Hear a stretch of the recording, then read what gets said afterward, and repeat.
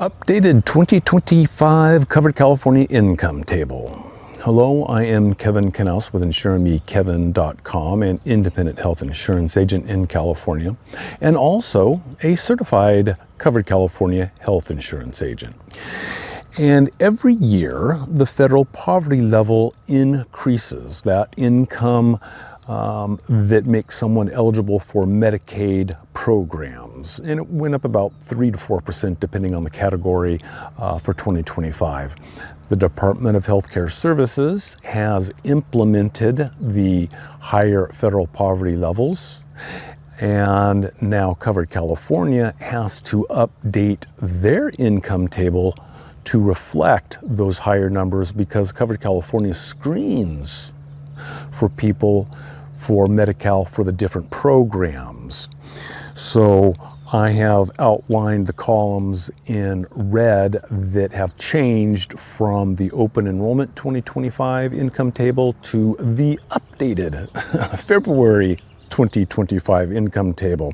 And if you go to the bottom right hand corner, there will be a date, and if you're looking at an income table that states 2/2025, that is the updated income table. So what that means, what it looks like is for a single adult, you could make more than $20,783 during open enrollment and be eligible for the subsidies through Covered California. Now, with the updated federal poverty levels applied, that single adult needs to make more than $21,597. That's an increase of $814 annually, or $68 per month. So for some people that may have got a $1 or $2 raise per hour, they may no longer be Medi-Cal eligible. Now, if you came into Covered California during open enrollment, those older numbers for 2025 applied. If you're a single adult, that 20,783 number applied. If you make a change to your Covered California account during the year, then Covered California must take that estimated income and compare it to the higher numbers for those different Medi-Cal programs. And that's where sometimes people get flipped into Medi-Cal, or their children get flipped into Medi-Cal. So, and it's children that it is in particularly what is at the forefront of many parents' minds. Now, the adults, the income needs to be below 138% of the federal poverty level. If it is below that, you're eligible for Medi-Cal. If it is above that, you're eligible for Covered California, and it's based on household size. For children, the income needs to be higher. It needs to be greater than 266% of the federal poverty level. So let's take a look at household of 4, and you can see that for open enrollment 2025, the household income needed to be $82,992 in the sense that the income had to be greater than that for any children in that household to participate in Covered California with the subsidies. Otherwise, they were Medi-Cal eligible. Now, as of February, the household income needs to be greater than $85,519. So that's an annual increase of $2,527 or $211 per month. Now, again, if you came into Covered California during open enrollment, maybe your income was $83,000.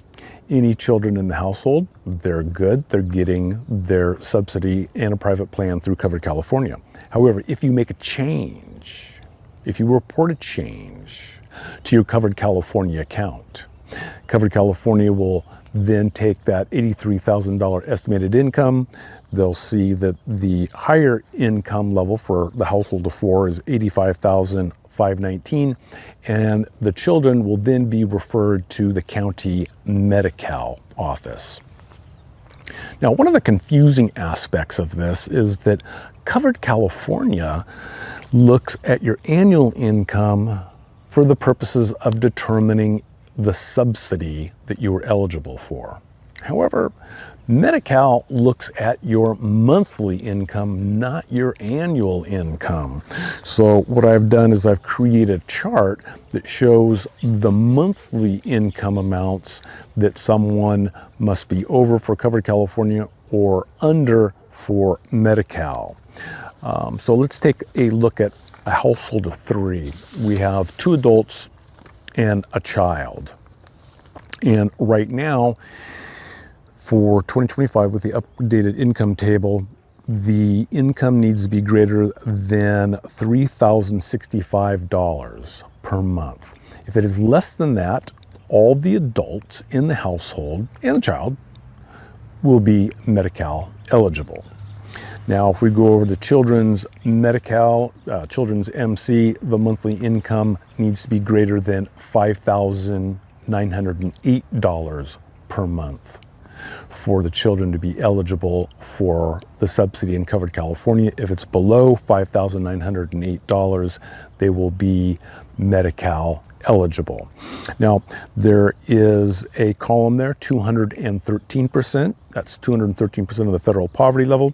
And if an individual is pregnant and the income for the household is less than 213%, that individual can get the Medi-Cal for pregnant women help.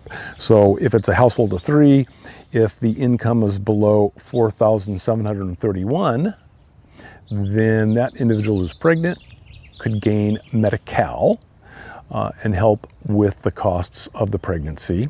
Now, the spouse, they would still be Covered California as long as the monthly income is between $3,065 and $4,731. So I've seen that a lot. You know, one spouse, they have Covered California, the other spouse is Medi-Cal for pregnant women, even though the income is above 138%.